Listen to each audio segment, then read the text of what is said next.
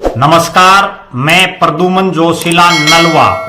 लोकसभा चुनाव की घोषणा के साथ ही कांग्रेस पार्टी को एक बहुत बड़ा झटका लगा है और ये झटका अभी अभी सत्ता से रुखसत हुए, जो सत्ता चली गई, जिनकी जेजेपी के नेता पूर्व में रहे उप मुख्यमंत्री दुष्यंत चौटाला ने चौधरी भूपेंद्र सिंह हुड्डा को दे दिया है। जी हां, चौधरी भूपेंद्र सिंह हुड्डा की उम्र से आधी से भी कम उम्र के युवा नेता दुष्यंत चौटाला ने लोकसभा चुनाव होने से ऐन पहले भूपेंद्र सिंह हुड्डा और कांग्रेस पार्टी को एक बहुत बड़ा झटका दे दिया है।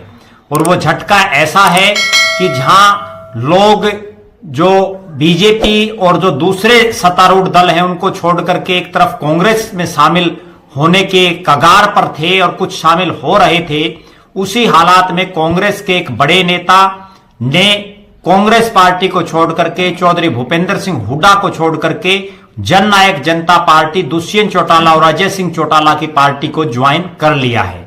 जी हां, वो नेता हैं अहिरवाल के नांगल चौधरी विधानसभा क्षेत्र से विधायक रहे और कई संस्थाओं के मालिक राव बहादुर सिंह। राव बहादुर सिंह ने कांग्रेस पार्टी को छोड़ करके जननायक जनता पार्टी में शामिल हो गए हैं।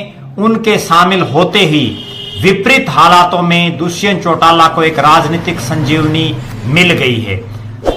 टिकट बंटने से पहले ही कांग्रेस पार्टी में इस तरह से एक बड़े नेता का छोड़ना बहुत बड़ा प्रश्न खड़ा करता है। जब कांग्रेस पार्टी ने अपनी टिकटें अनाउंस ही नहीं की, उससे पहले ही एक पूर्व विधायक का, जो भिवानी महेंद्रगढ़ लोकसभा से टिकट का भी दावेदार हो, वो पार्टी छोड़ दे, तो यह कांग्रेस पार्टी के लिए अच्छे संकेत नहीं है। पिछले दिनों हमने देखा था कि जब भारतीय जनता पार्टी की टिकट डिक्लेयर नहीं हुई थी, उससे पहले ही हिसार से भारतीय जनता पार्टी के मौजूदा सांसद बृजेंद्र सिंह ने बीजेपी को अलविदा कह करके कांग्रेस पार्टी को ज्वाइन कर लिया था। तब ऐसा लग रहा था कि प्रदेश में कांग्रेस पार्टी की पूरी हवा रहेगी और बहुत से नेता कांग्रेस को ज्वाइन करेंगे, लेकिन एकाएक राव बहादुर सिंह द्वारा कांग्रेस को छोड़ करके और उस जननायक जनता पार्टी को ज्वाइन करना, जो अभी एक सप्ताह पहले तक प्रदेश की सत्ता में थी और जब से नायब सैनी को मुख्यमंत्री बनाया गया, उनको सत्ता से दूर कर दिया गया।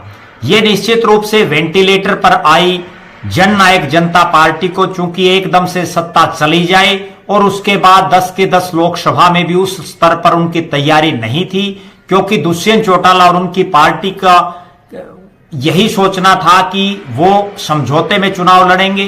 बार बार अजय सिंह चौटाला और दुष्यंत चौटाला यही बयान दे रहे थे कि हम एनडीए का घटक हैं।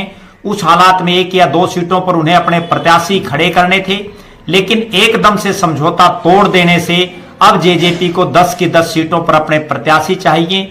बहुत से ऐसे लोकसभा क्षेत्र हैं जहां उनके पास मजबूत चेहरा नहीं था। उन्हीं लोकसभा क्षेत्रों में एक लोकसभा भिवानी महेंद्रगढ़ था, जहां जेजेपी के पास कोई बहुत बड़ा लंबा चौड़ा चेहरा नहीं था।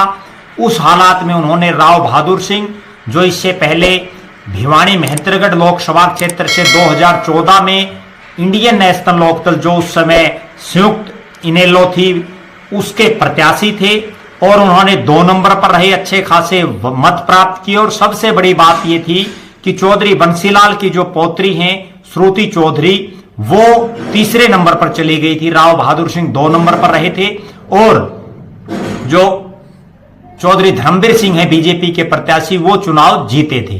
अब राव बहादुर सिंह के रूप में एक बड़ा नाम जेजेपी में शामिल हुआ है। निश्चित रूप से राव बहादुर सिंह, जिन्होंने लोकसभा चुनाव में लगभग 3 लाख वोट प्राप्त किए थे और उसके बाद से वो लगातार पूरी लोकसभा में सक्रिय हैं, अभी कांग्रेस पार्टी की टिकट मांग रहे थे। उन जैसे नेता का शामिल होना गठबंधन टूटने के बाद जेजेपी का पहला धमाका माना जाता है।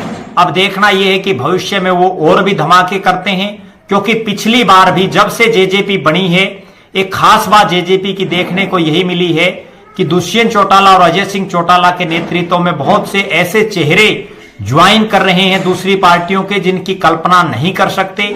जो विधायक बने उनमें से भी बहुत से नए चेहरे थे। जिन लोगों को जेजेपी ने टिकट दिया उनमें से भी बहुत से दूसरी पार्टियों के, कांग्रेस और बीजेपी के नेता थे। अब कांग्रेस के एक नेता द्वारा ज्वाइन करने के बाद कितनी लंबी लाइन और लगती है, उस पर हमारी नजरें बनी रहेगी। आप लगातार हमारे साथ बने रहें। हमारे फेसबुक पेज को लाइक और फॉलो करें, यूट्यूब पर चैनल को सब्सक्राइब करें, बेल आइकन घंटी का बटन अवश्य दबाएं, वीडियो को ज्यादा से ज्यादा शेयर करें, अपने कमेंट्स अवश्य लिखें। बहुत बहुत धन्यवाद। आपका अपना प्रद्युमन जोशीला नलवा।